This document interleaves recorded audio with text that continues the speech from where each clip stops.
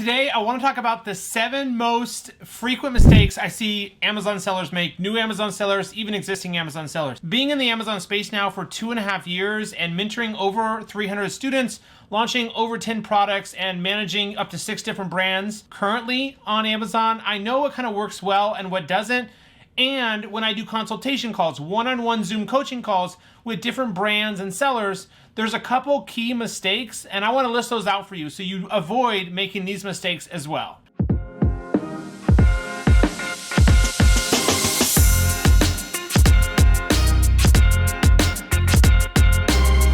Welcome to the channel. If you're new, welcome back. Those of you who are my subscribers, my name is Brian Noonan. I'm a full-time Amazon FBA seller, mentor, and coach. Right here on my YouTube channel, I release weekly videos covering everything Amazon, e-commerce, NFTs. If you enjoy that type of content, do me a favor right now, head on down and press subscribe. I can see each and every one of you who take just a minute to press subscribe, and I appreciate each of you. My job right here on this channel is to help educate, teach, impact as many lives as possible, sharing and documenting my journey of how I went from a struggling broke drug addict 8 years ago to being able to own and run multiple 6-figure online businesses. Let's jump into it. Okay, mistake number 1, or the biggest mistake I see new sellers make, is with the product selection. Of course, you've probably heard that the product you choose is everything, and that statement could not be more true, right? So the product that you choose, guys, is everything. We have to make sure that you select the right product to sell. If you try to sell the same product as 200, 300, 500, even 1,000 other sellers, it's going to be really, really hard. So what I recommend doing is actually getting off Amazon and looking for products and finding products that not other sellers know about, of course, but also try to be seller number 1 through 50 first with that product on Amazon by validating it's selling well off Amazon and through keywords, and then be one of the first sellers to the market with that product on Amazon. A high quality product that's in an up-and-coming niche, a popular up-and-coming niche, and you get established as one of the first sellers. This is what's working the best right now, guys. Finding products on Etsy, Pinterest, even on TikTok, there's incredible products and creators making great videos about Amazon products that you can get great ideas for, and then you just validate that the most similar product or the same product that are on Amazon are selling well. Then you come to market with a high quality product that solves the solution, that adds value, and you'll do extremely, extremely well, okay? Adding value, that's one thing I don't see sellers do enough of, and I want you to understand what adding value is. Adding value, guys, simply means, of course, making the product better, but let me break that down even further. So instead of just saying make the product better, I can break that down so it's easier for you to understand. Making the product better means not just making the packaging nice, making it look nice, but we're talking about improving the product's design itself, adding a new feature or benefit that will help the customer. Sell products that solve a problem. That's adding value. The products that have done the best for me solve a problem. And right now, going into the end of 2022 and 2023, I actually recommend focusing on products that are not commodities, but products that are needed and solve a problem. Examples of non-needed products are like home decor products, guys, like a picture frame, a normal picture frame or shelves. But don't try to sell products that are commodities like water bottle tumblers, light fixtures, blankets, towels, pillows, rugs. These are found across every single store across the United States, and don't make the best private label products. A couple more points on the product selection process is just understanding your total competition. You can look inside Helianton Cerebro to figure out how many total competing products are there. I like there to be at least 2 to 10 main keywords for the product, and to say that there's 2,000 or under, a lower number than 2,000 competing products. I also like there to be 3 pages or less of relevant same product over and over and over when you search for one of those main keywords, and keywords are incredibly important. I'll talk about keywords here a little bit later in one of the other mistakes I see new sellers make. Next is going to be price. This is also under product selection, so we're still on number 1, but the price point. Don't try to sell products that sell for less than $20 on Amazon. If you try to sell a $15, it's $18, a $14, a $12 product, unfortunately, after you pay for the cost of the product, packaging, improvements, shipping, any accessories, FBA fees, PPC fees, there's just no margins left. And so it's really important that you sell products that are like $25 to $100. There's just going to be more margins, and it's just really hard to make strong margins enough to keep the cash flow and the business afloat via cash flow when the product sells for less than $20. Talking about price and profit, I want to go into mistake number 2. Mistake number 2 is profit margins, not understanding your profit margins. This is a mistake I made in the very beginning with my first couple products that I launched. The first product I launched was a baby handprint and footprint picture frame kit. It was essentially just a white frame that came with a couple packs of clay, a little wooden roller, and there was a ton of other sellers selling it. I thought I could just put my logo on it and add another pack of clay and jump in there, and that was not the case. It totally did not do well. Now the point there is I didn't lose money though. I did recoup most of my $2,600 that I started with, so I was able to invest into my next product. But profit margins are so important, guys. What you have to understand about profit margin is breaking down the cost with both the Helium 10 profitability calculator tool and the Amazon FBA revenue calculator. Those are the two tools you want to use after you get official pricing invoices and pricing back from your manufacturers, and then do the profitability calculations with those two tools. You want to look at what your estimated net profit per sale is. I like $10 or more per sale. Net margins, I like around 35 to 45% or higher. And your ROI, or return on investment, I like to be at 115% or higher, minimum 100%. What affects your profit margins? Mainly, guys, is going to be your product sourcing cost per unit, packaging, DDP door-to-door shipping, any 3PL logistic warehousing you have to use, any labels or barcodes you have to apply, plus FBA fees, minus the selling price. That's kind of what profit is left over. There's the 1/3 rule that I like to use. If you want the 1/3 rule to work for your product, think about it like this. If you sell a product for $30 on Amazon, 1/3 is going to go to cost of product and packaging, 1/3 is going to go to shipping and fees, and 1/3 will be left for profit. So if you sell a product for $30 on Amazon, $10 should be your total landed cost per product, $10 should be kind of your fees, and then $10 should be left over for profit. Number 3 is not kind of being taken down by Amazon, right? This can be a huge risk if you choose the wrong product and have Amazon deactivate or suspend your listing. This can happen if you choose a restricted product. Amazon will let you go ahead and create the listing, send in your inventory, and then you find out by Amazon suspending it that you're selling a restricted product, such as a pesticide device, a supplement, a lighting product, certain baby products that go in a baby's mouth. These products are restricted and require pre-approval to be able to sell them. You can use the Amazon catalog system is best. Go to the Amazon catalog, add products, type in the name of your product, and then go through the most relevant results and competitors' products. And you want to see a new condition. You select new condition. You want to see it says sell yours.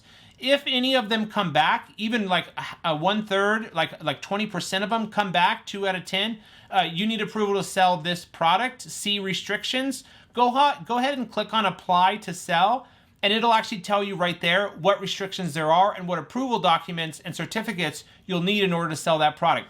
Selling restricted products, I do think this is a good opportunity because there's a lot of sellers who don't go ahead and go through the process of getting approval. But for example, selling a supplement product, a lighting product, can be more easy to sell and get approval in, because you really, like for lighting products, just have to have the name of the manufacturer on your box, printed on your box. You have to send in some safety certificates, and that's really it. Same thing for some baby products and other items like that. So it can be easy and a good opportunity to actually get approval in those restricted products. But you do want to make sure it's not in like a really, really hard category to get approval in. An example of that is like automotive. Automotive products can be hard because you have to have your own website for most of them, and you're selling it for more than 90 days, the product on your own website. So make sure to check for restrictions. Also check for patents. Use Google Patents and the USPTO.gov website to search for patents. Go on to patents.google.com, type in the product you're thinking of selling, and you don't want to see a paragraph or a drawing or illustration describing that product. If you do see one, that means there's probably a patent on it. Go ahead and click on it and look more at the drawings and the patent design and what it covers. But I don't like to see any results when I look on patents.google.com for the product. Also, sometimes sellers and products will have copyrights on them. Make sure the product design itself isn't copyrighted. But more importantly, it's going to be the restrictions. The product is not restricted, or if it is, you get approval first before investing in the product. And 2, there's no patents on the product. Check with Google Patents. You do not want to see any results. An example of a patented product, guys, that you can go look up right now, both on Amazon and on Google Patents, is Neck Hammock.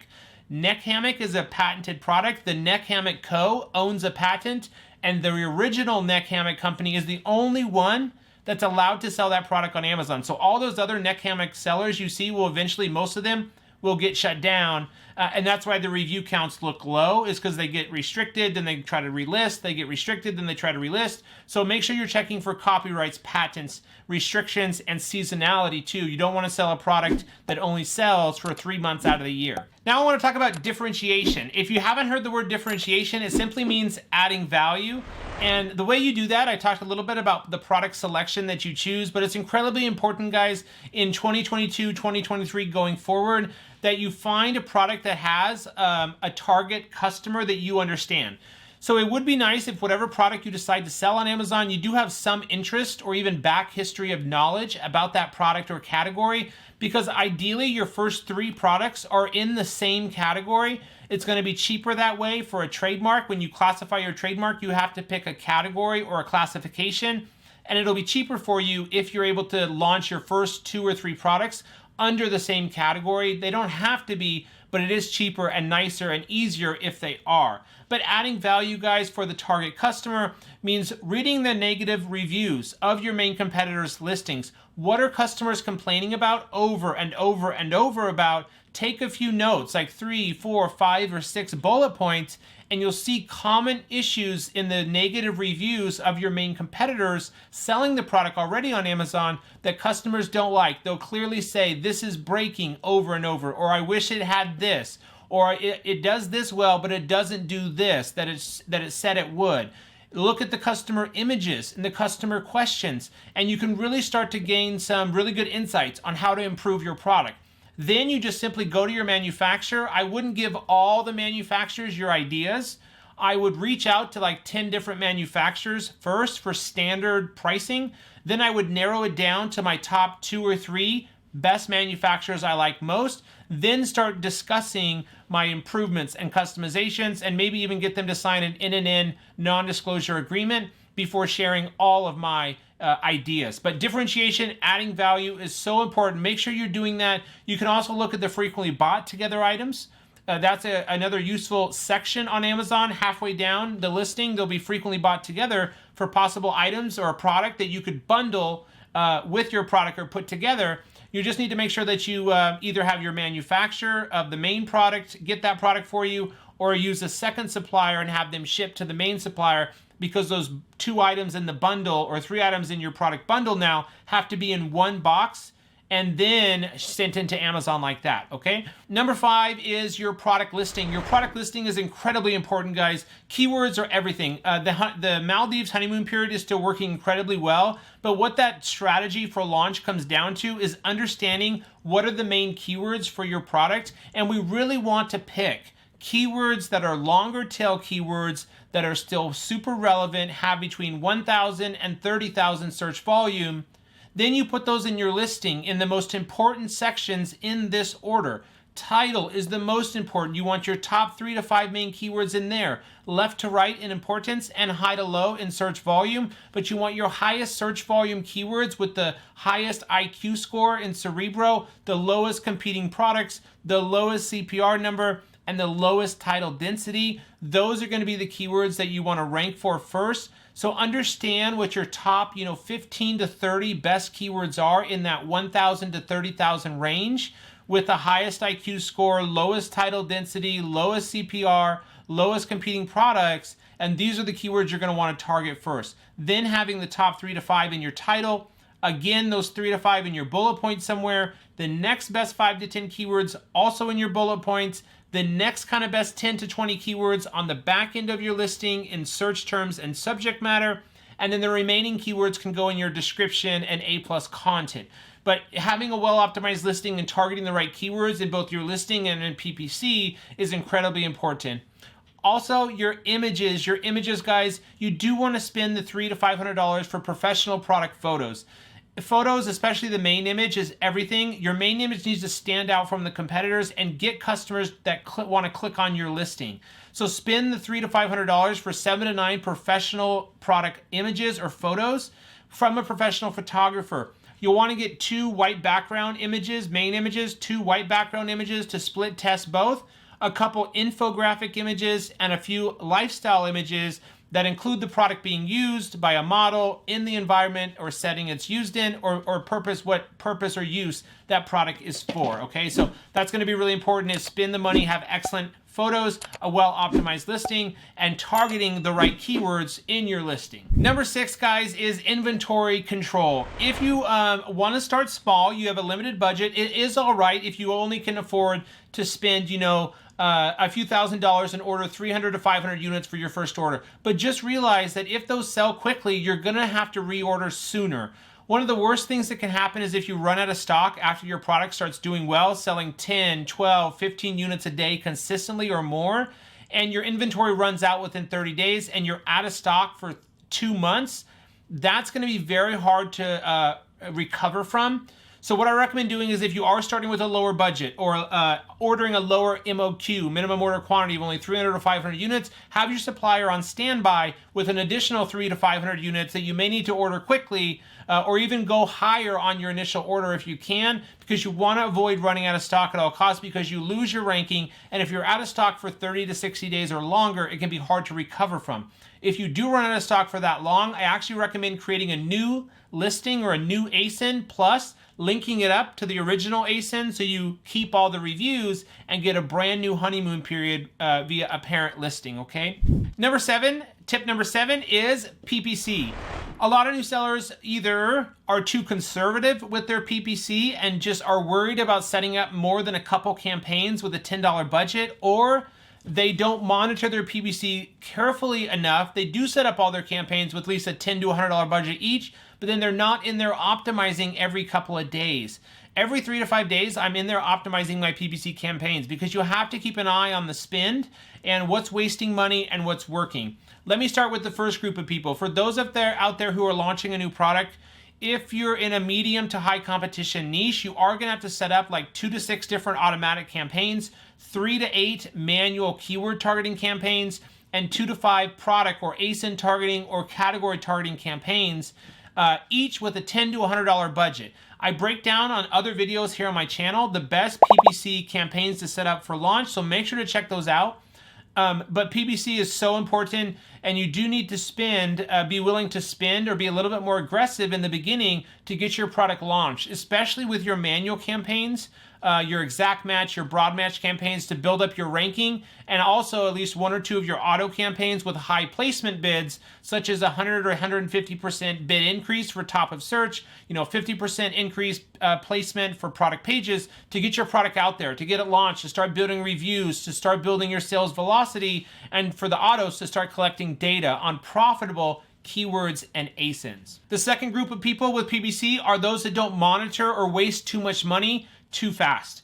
It should only take you around 4 weeks, guys, to have all your campaigns going and start ranking to the top 50 organic positions, or at least the top 20 for your main keywords. But you need to make sure that you are, after the first 1 or 2 weeks of the campaigns running, you are going in there every few days and optimizing your placement bids, your targeting group bids, and your autos, using negative targeting on keywords or ASINs that are unprofitable in your autos, and adjusting your manual keyword and ASIN bids to decrease overall spend and optimize those campaigns. Finally, guys, number 8, I did 8 instead of just 7 tips because I always like to over-deliver for you guys here who support me, which I want to say thank you for hanging in there and watching the video all the way through. And those of you out there who I see constantly engaging with my channel here, watching my videos and leaving me comments, I do appreciate you guys very much. Tip number 8, guys, is giving up too soon. Some sellers will launch a product, it won't do well, and they will not launch another one. They'll say Amazon doesn't work, they will become bitter. And if I would have done that, I had launched my first couple products that failed. If I had done that and not gone ahead and launched my 3rd and 4th product, which then I was able to quit my job, I would never be here where I'm at today, and I would never have moved forward launching that 3rd and 4th product, which took off. after I had someone helping me and understood the process more and how to choose the right product. Those products took off and I was able to quit my job and sell on Amazon full time. So giving up too soon or not spending enough time on the business each week is going to be tip number 8. And with that, guys, I will wrap up. Thank you so much for watching today's video. I hope you have a great rest of your day. I'll see you on the next one.